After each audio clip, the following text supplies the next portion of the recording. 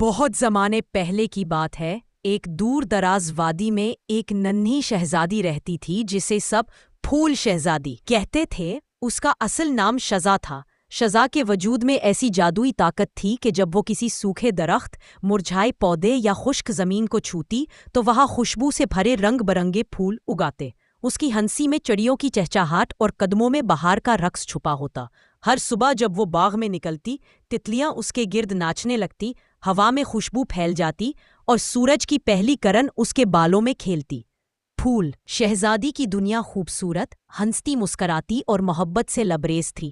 اس کی سہیلیاں جنگل کی چڑیا، ہرن، گلہریاں اور جھاڑیوں میں رہنے والی خرگوشیاں تھیں۔ سب اس سے محبت کرتے تھے۔ وادی کے بڑے بوڑھے کہتے کہ شزا میں وہ خوشبو ہے جو صرف خوابوں میں ملتی ہے۔ ایک دن جب وہ جنگل میں اپنے دوستوں کے ساتھ کھیل رہی تھی، آسمان پر اچانک سیاہ بادل چھا گئے۔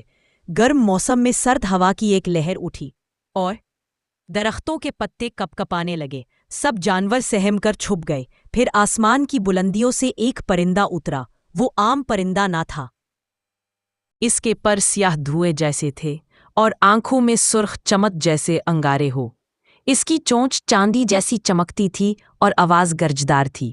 پھول شہزادی، اس نے آواز دی۔ شزا نے حیرت سے پرندے کی طرف دیکھا۔ وہ بولتا تھا، کوہ کاف کی ملکہ تمہیں بلاتی ہے۔ تمہاری خوشبو نے اسے بیدار کر دیا ہے۔ اب وہ چاہتی ہے کہ تم اس کے قلعے میں آؤ، جہاں خواب زندہ ہوتے ہیں اور حقیقتیں سو جاتی ہیں۔ شزا نے گھبرا کر پیچھے دیکھا۔ اس کے دوست جانور اور تتلیاں سہمے ہوئے تھے۔ اس کے باوجود وہ ڈری نہیں، وہ بہادر تھی۔ اس نے پرندے کی سرخ آنکھوں میں دیکھا اور کہا، اگر وہ مجھے بلاتی ہے تو میں ضرور جاؤں گی، لیکن میں کسی کی قیدی نہیں، صرف مہمان بن کر جاؤں گی اور واپس بھی آؤں گی۔ سیاہ پرندہ خاموشی سے اڑ گیا، جیسے وہ فیصلہ قبول کر چکا ہو۔ شزا واپس محل آئی اور اپنے سب سے پیارے دوست گلباز سے بات کی۔ گلباز ایک جادوئی پھول کی پتی تھا جو اڑ سکتا تھا، بات کر سکتا تھا اور اسے بچپن سے سنبھال رہا تھا۔ شزا نے اسے سب کچھ بتایا۔ گلباز نے پہلے منع کیا، مگر پھر جب اس نے شزا کے ارادے کی پختگی دیکھی تو مان گیا۔ اگلی صبح شزا نے گلابوں کا تاج پہنا، نیلے رنگ کا فراک زیب تن کیا اور گلباز کی پشت پر بیٹھ کر سفر کا آغاز کیا۔ وہ نیلے آسمان میں پرواز کرتے ہوئے پہاڑوں، جھیلوں اور صحراؤں سے گزرے۔ ہر منظر حیرت انگیز تھا، مگر جیسے جیسے وہ کوہ کاف کے قریب پہنچتے گئے، فضا بدلتی گئی۔ پرندے غائب ہو گئے، درخت ساکت ہو گئے اور آسمان سرمئی ہو گیا۔ آخرکار وہ کوہ کاف کے دامن میں پہنچے۔ وہ پہاڑ سیاہ رنگ کا تھا، جیسے آگ میں جل کر راکھ ہو گیا ہو۔ اس کے گرد اندھیری دھند تھی اور سردی ناقابل برداشت تھی۔ شزا نے اپنا چوغا سختی سے لپیٹا اور پہاڑ کی طرف بڑھی۔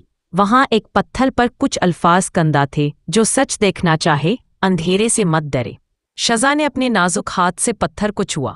ایک زوردار گڑگڑاہٹ ہوئی، زمین کانپی اور ایک دروازہ ظاہر ہوا۔ وہ دروازہ سیاہ دھات سے بنا تھا اور اس کے اوپر ایک آنکھ بنی ہوئی تھی جو جیسے حرکت کرتی ہو۔ شزا نے ہچکچاتے ہوئے دروازہ کھولا اور ایک نئی دنیا میں قدم رکھا۔ یہ دنیا عجیب تھی۔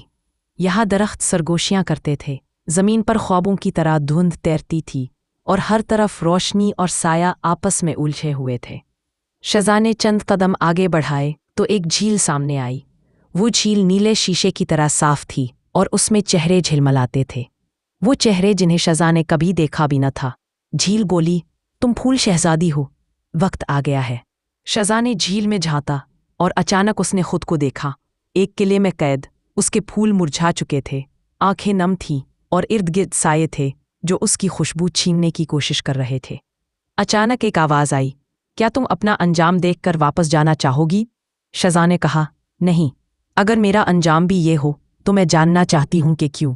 تب جھیل خاموش ہو گئی اور زمین پر ایک راہ روشن ہو گئی جو اسے قلعے تک لے گئی۔ قلعہ سیاہ پتھروں سے بنا تھا، اونچا اور خوفناک۔ اس کے دروازے خود بخود کھل گئے اور اندر ایک ہال تھا جس میں چاندی کے ستون اور خون کی طرح سرخ قالین بچھا ہوا تھا۔ اور وہاں تخت پر بیٹھی تھی ملکہ کاف۔ اس کا قد لمبا، آنکھیں برف جیسی سفید اور لباس تاریکی سے بنا ہوا تھا۔ اس کی آواز ہلکی تھی مگر دل تک چبھتی تھی۔ پھول شہزادی، تم آ گئیں۔ تمہاری خوشبو نے میری نیند توڑی ہے۔